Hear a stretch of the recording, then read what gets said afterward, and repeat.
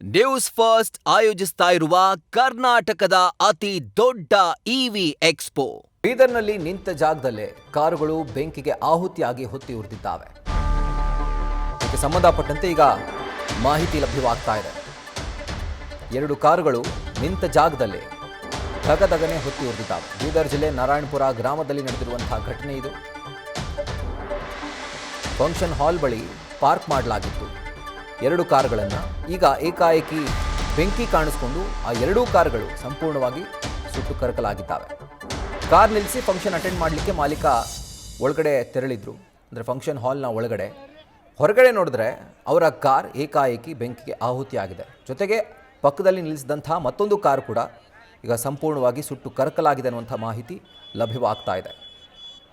ಬೀದರ್ನ ನಾರಾಯಣಪುರ ಗ್ರಾಮದಲ್ಲಿ ನಡೆದಿರುವಂಥ ಘಟನೆ ಇದು. ಫಂಕ್ಷನ್ಗೆ ಬಂದಂಥ ಕಾರ್ನ ಮಾಲೀಕ ಕಾರ್ನ ಹೊರಗಡೆ ಪಾರ್ಕ್ ಮಾಡಿ ನಂತರ ಫಂಕ್ಷನ್ ಅಟೆಂಡ್ ಮಾಡೋಕ್ಕೆ ಒಳಗಡೆ ಹೋಗ್ತಾರೆ. ಅಂದರೆ ಹೊರಗಡೆ ನೋಡಿದ್ರೆ ಅವ್ರು ವಾಪಸ್ ಬರೋ ಅಷ್ಟರಲ್ಲಿ ಅವರ ಕಾರೇ ಇಲ್ಲ, ಸುಟ್ಟು ಭಸ್ಮ ಆಗಿಬಿಟ್ಟಿದೆ. ಸೊ ಒಂದು ವಿಜುವಲ್ಸನ್ನು ಗಮನಿಸ್ತಾ ಇದ್ದೀರಿ.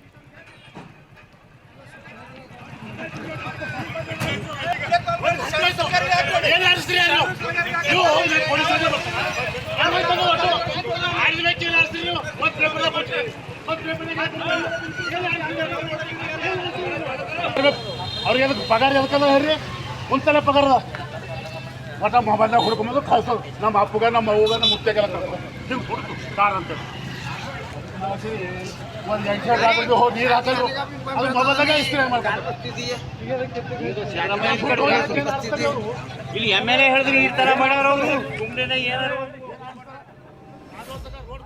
ನೋಡಿ, ಒಂದು ಕಡೆ ಧಗಧಗ ಅಂತ ಕಾರು ಹೊತ್ತಿ ಉರಿತಾ ಇದೆ, ಮತ್ತೊಂದು ಕಡೆಯಲ್ಲಿ ಅಗ್ನಿಶಾಮಕ ದಳದ ಸಿಬ್ಬಂದಿ ಸ್ಥಳಕ್ಕೆ ಬಂದು ಬೆಂಕಿಯನ್ನು ನಂದಿಸುವಷ್ಟರಲ್ಲಿ ಆ ಕಾರು ಜೊತೆಗೆ ಪಕ್ಕದಲ್ಲಿ ನಿಂತಿದ್ದಂಥ ಇನ್ನೊಂದು ಕಾರು 2 ಕಂಪ್ಲೀಟ್ ಆಗಿ ಸುಟ್ಟು ಕರಕಲಾಗಿದೆ. ಏನೂ ಉಳಿದಿಲ್ಲ ಆ ಕಾರಲ್ಲಿ. ಒಂದು ಎಕ್ಸ್ಟೀರಿಯರ್ ಬಾಡಿ ಒಂದು ಬಿಟ್ಟರೆ, ಆ ಮೆಟಲ್ ಬಾಡಿ ಒಂದು ಬಿಟ್ಟರೆ ಬೇರೆ ಏನೂ ಇಲ್ಲ ಆ ಕಾರ್ನಲ್ಲಿ. ಎಲ್ಲವೂ ಕೂಡ ಸುಟ್ಟು ಕರಕಲಾಗಿದೆ.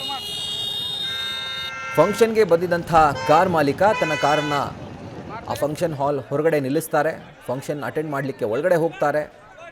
ತತ್ಕ್ಷಣಕ್ಕೆ ಬೆಂಕಿ ಹೊತ್ಕೊಂಡಿದೆ. ಬಟ್ ಯಾಕಾಗಿ ಬೆಂಕಿ ಹೊತ್ಕೊಳ್ತು ಅನ್ನೋದ್ರ ಕುರಿತಾಗಿ ಈಗ ತನಿಖೆ ಆಗಬೇಕು. ಸೊ ಅಗ್ನಿಶಾಮಕ ದಳದ ಸಿಬ್ಬಂದಿ ಮಾಹಿತಿ ತಿಳಿದ ತಕ್ಷಣ ಸ್ಥಳಕ್ಕೆ ಬಂದು ಬೆಂಕಿಯನ್ನು ನಂದಿಸುವಲ್ಲಿ ಯಶಸ್ವಿಯಾಗಿದ್ದಾರೆ. ಆದರೆ ದುರಾದೃಷ್ಟವಶಾತ್ ಆ 2 ಕಾರು, ಅಂದರೆ ಯಾವ ಕಾರಿನಲ್ಲಿ ಬೆಂಕಿ ಕಾಣಿಸ್ಕೊಂಡಿತ್ತು ಅದರ ಜೊತೆಗೆ ಅದರ ಪಕ್ಕ ಪಾರ್ಕ್ ಮಾಡಿದಂಥ ಮತ್ತೊಂದು ಕಾರು 2 ಕೂಡ ಸುಟ್ಟು ಭಸ್ಮವಾಗಿದೆ. ಇದರ ಕುರಿತಾಗಿ ಡೀಟೇಲ್ಸನ್ನು ಕೊಡ್ತಾರೆ ನಮ್ಮ ಪ್ರತಿನಿಧಿ ಶಿವಾನಂದ್. ಈಗ ಫೋನ್ ಮುಖಾಂತರ ಜಾಯಿನ್ ಆಗ್ತಾ ಇದ್ದಾರೆ. ಶಿವಾನಂದ್, ಯಾಕಾಗಿ ಬೆಂಕಿ ಹೊತ್ಕೊಳ್ತಿ ಕಾರ್ಗೆ ಅಂತ? ಎಸ್ ರಾಹುಲ್, ಏನು ವಿಪರೀತ ಬಿಸಿಲಿನ ತಾಪಮಾನ ಪರಿಣಾಮ ಬೆಂಕಿ ಹೊತ್ತಿದೆ ಅನ್ನುವಂಥ ಒಂದು ಮಾಹಿತಿ ಈಗ ಕೇಳಿ ಬರ್ತಾ ಇರುವಂಥದ್ದು.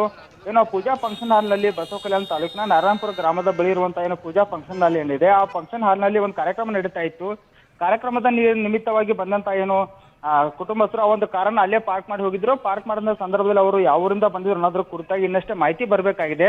ಆದ್ರೆ ಒಂದು ಇದ್ರಲ್ಲಿ ನೋಡೋದಾದ್ರೆ, ಈಗ ಅವರು ದೂರದ ಊರಿಂದ ಬಂದಿದ್ರೆ ಕಾರು ಏನು ಹೆವಿ ಜರ್ನಿ ಮಾಡಿರೋದ್ರಿಂದ ಹೀಟ್ ಆಗಿರುತ್ತೆ. ಅದರಿಂದಾಗಿ ಬಿಸಿಲಿನ ತಾಪಮಾನ ಮತ್ತು ಕಾರ್ ಕೂಡ ಹೀಟ್ ಆಗಿರೋ ಪರಿಣಾಮ ಕಾರ್ ಹೊತ್ತಿ ಉರಿದಿದೆ ಅನ್ನುವಂಥ ಮಾಹಿತಿ ಕೂಡ ಅಲ್ಲಿ ಕೇಳಿ ಬರ್ತಾ ಇರುವಂತದ್ದು.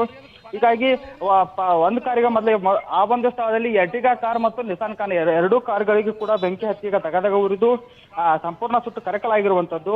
ಒಂದು ಕಾರ್ನ ಬೆಂಕಿ ಮೊದಲು ಹತ್ಕೊಂಡು ಇನ್ನೂ ಪಕ್ಕದಲ್ಲಿ ನಿಸಾನ್ ಕಾರಿಗೂ ಕೂಡ ಬೆಂಕಿ ಹತ್ಕೊಂಡ ಎನ್ನುವಂತ ಕುರಿತಾಗಿಯೂ ಕೂಡ ಇನ್ನಷ್ಟೇ ಸ್ಪಷ್ಟನೆ ಸಿಗಬೇಕಾಗಿರುವಂತದ್ದು.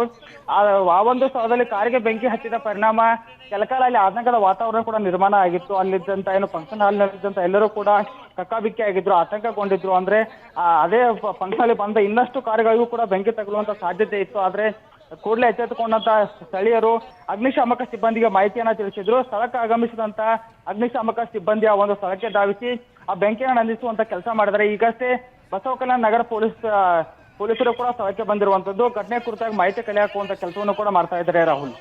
Right Shivanand, thank you ಡೀಟೇಲ್ಸ್ಗೆ.